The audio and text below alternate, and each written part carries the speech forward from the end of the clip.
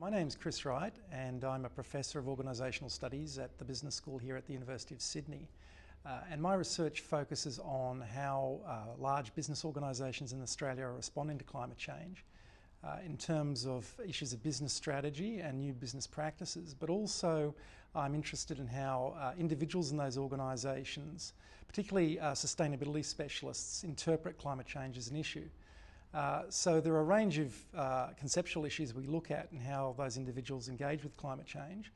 But the subject of my paper today focused on how sustainability specialists engage with climate change at an emotional level. And I use the concept of emotionologies, which are essentially larger social discourses which set standards of appropriate emotional expression in relation to particular issues. So in relation to climate change, for instance, there are emotionologies of fear around the physical implications of climate change and what it means for our families and the future. There is also a second emotionology around the idea of ideologically entrenched camps, those who favour action on climate change, but also those who are opposed to it, and it's become a highly partisan political issue. So in my paper today I explored how those broader emotionologies impact on business organisations and sustainability specialists, and how those sustainability specialists try to manoeuvre within that broader emotional milieu.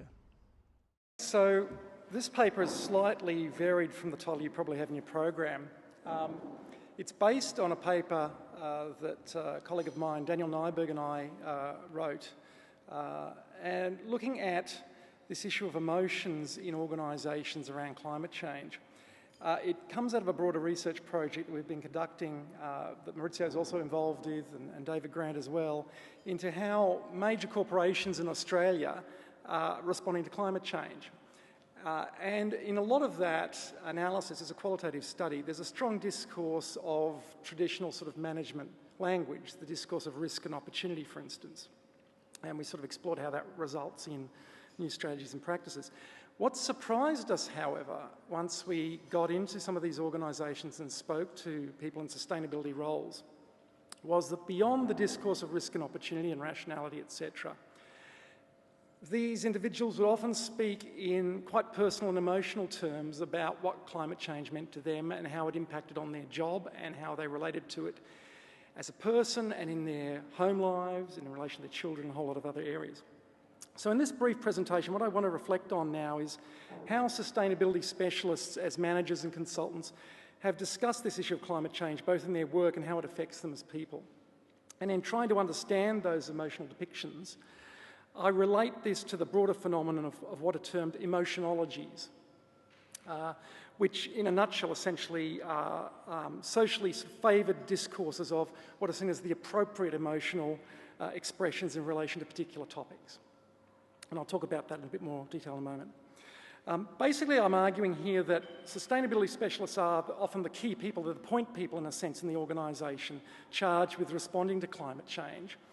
And they're involved in a process of interpreting external social discourses, seeking to internalise those, adapt them, and also relate them to existing internal discourses within the organisation.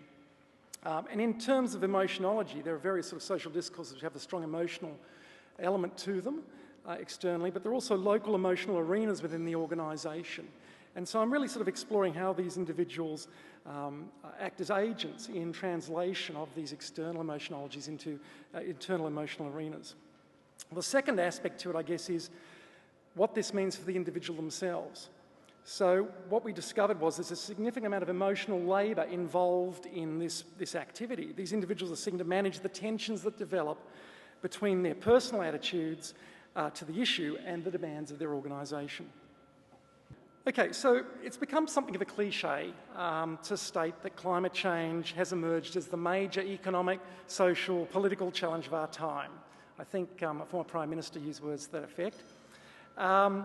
And interestingly enough, in the media coverage around climate change, often there's this interesting sort of discussion about the debate being too emotional. We need to be rational and scientific. There's too much emotion bound up in this area. So, and you see this particularly on the sort of the skeptic side of the debate, but also on the other side as well. But I'm thinking of For instance, the Danish political scientist Bjorn Lomborg or the journalist skeptic Matt Ridley in the UK. And they talk about climate change alarmists and they emphasise the need for a more rational view of what's going on. And particularly, I think, basically argue a line that human ingenuity and rationality will solve this, will engineer our way out of this problem. So implicit within these calls is an assumption that emotion can be eliminated from analysis and decision-making. Truly rational thinking is somehow the antithesis of emotion and human feeling. And it's a view I actually have problems with.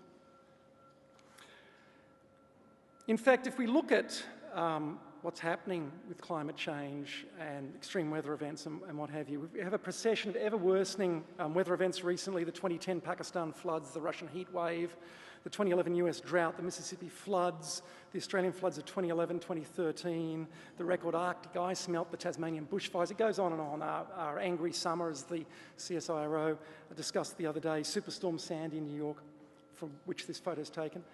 The realities of our changing climate are becoming painfully obvious.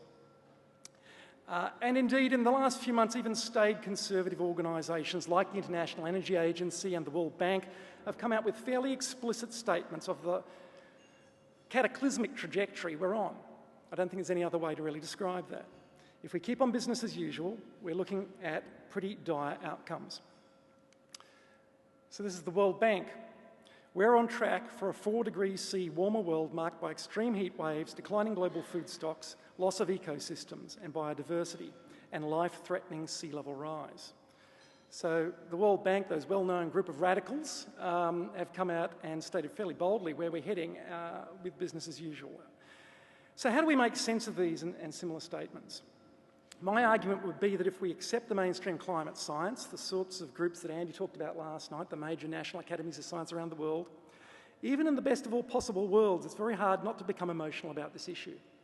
And there's a slide I just wanted to show you that I should give credit to Clive Hamilton for. He actually used this slide in a presentation recently on his geoengineering treatise. And it really resonated for me because this is how I make sense of it when I get up in the morning. I try to think about climate change and I think of it in terms of a future imagining. What will things be like for me and for others that I care about? So this graph basically sets out trajectories for global average temperature change over time. The red scenario is essentially business as usual, and you can see the sort of margins there increase over time. The blue scenario is based on a paper by Kevin Anderson and Alice Bose in 2006, I think it was, that looked at what would happen if we make some heroic assumptions, we get our act together, and we're able to radically reduce carbon emissions 50% by 2040, or whatever the scenario was. And their argument was, even in the best of all possible worlds, we're still going to see significant temperature rise. We're going to see at least 2 degrees C change. And that's with a lot of heroic assumptions. So looking at this, how do we make sense of this is what I tend to do. I think, well, what would the world be like when I get to my dotage in wherever it might be? Heroic assumption 2040, possibly, I don't know. But more resonant for me, when my kids come to me and say, well, when I grow up, I want to be driving this car, or I want to be in this occupation, I want to be doing this. Well, what's the world going to look like for them in 2060? And then even more heroic assumptions, they come to me and they say, when I grow up and I'm going to have kids and they're going to be doing this, what are my grandkids? What sort of world are they going to see?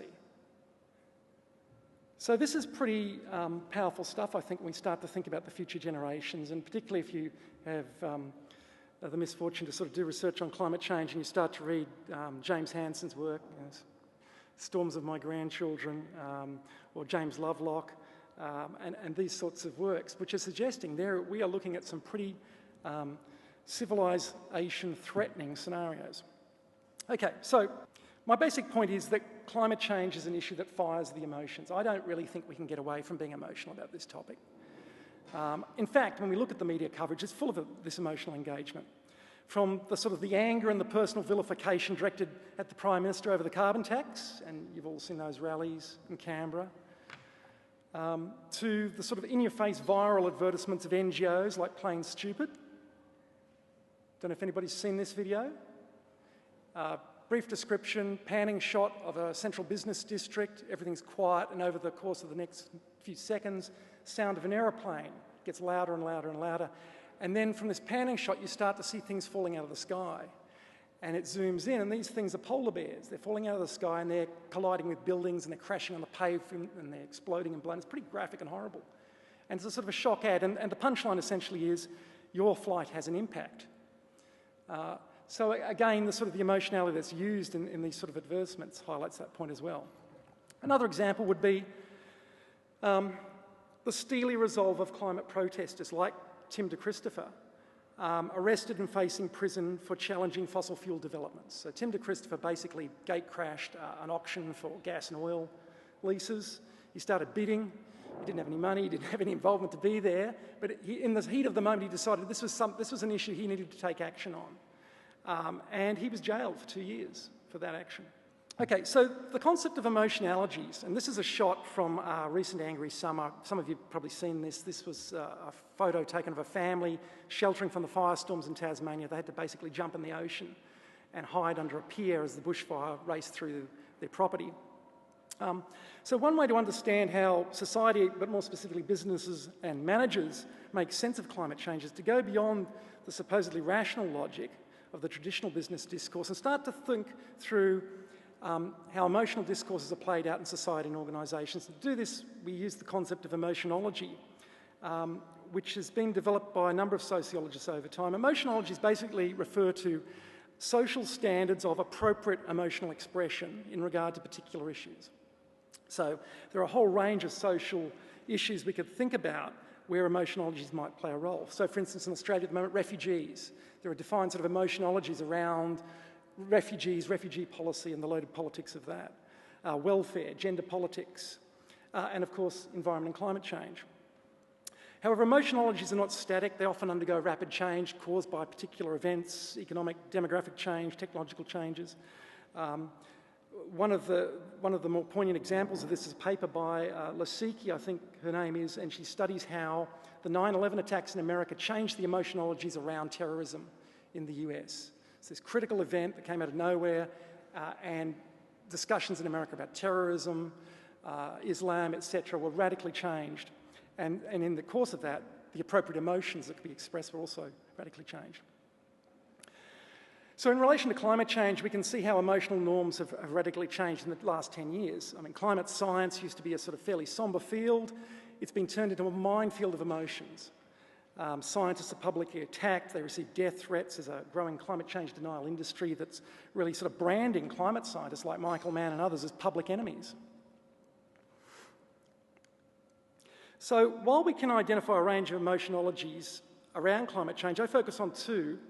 The first is what I call climate change as threat, which reflects the fear and anxiety of many, that many feel over the future of our society, given where the science tells us we're heading.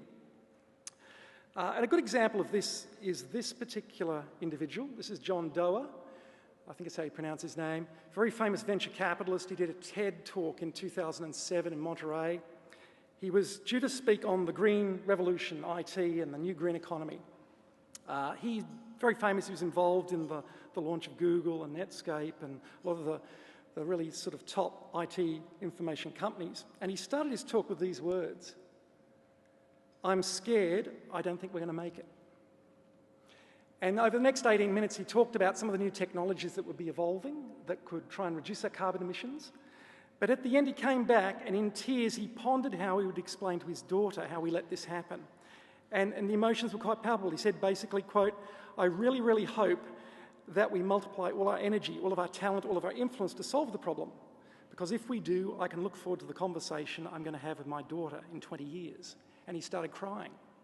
And he walked off the stage crying. There was a hushed silence, and people started getting up, clapping, standing ovation. And they were shocked that someone in the mainstream business community was tearing up about this issue. What was going on? We're meant to be rational managers here. So first emotionology, climate change, and fear there. The second emotionology I focus on is what I term climate change as ideological battleground, and possibly is a more succinct way of expressing this. But what I'm talking about here is the passion, the anger, the hostility that's arisen around climate change as climate change has become polarised as a partisan political issue.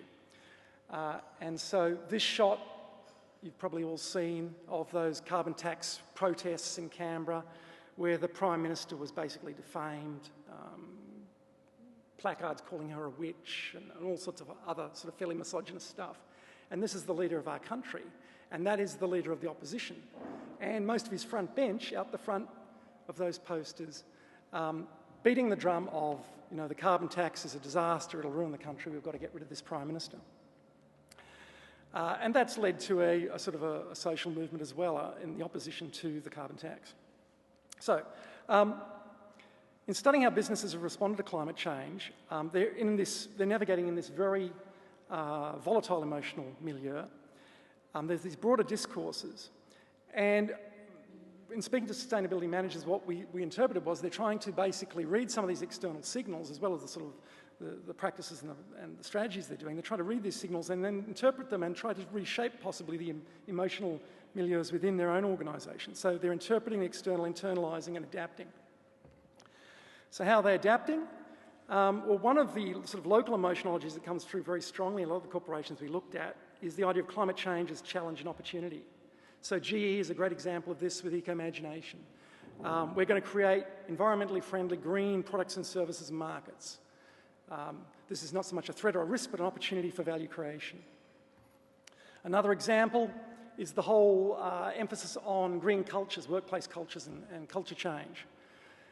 So building employee enthusiasm, using individuals' sort of innate interest in this topic around what they do at home and recycling and whatever, public transport, but also getting them to focus on how they can make the company more efficient, coming up with new ideas for products and services.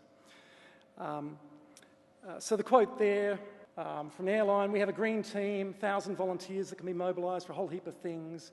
They're very passionate, it's very cool.